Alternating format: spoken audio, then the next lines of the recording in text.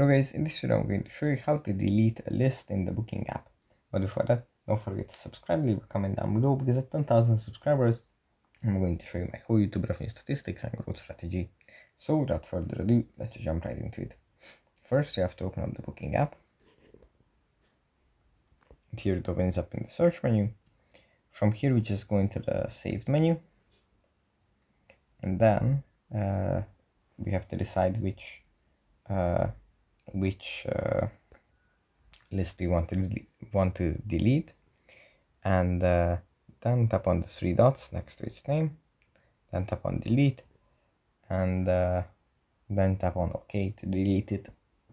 So yeah, then the list is basically gone, and there is no real way to get it back.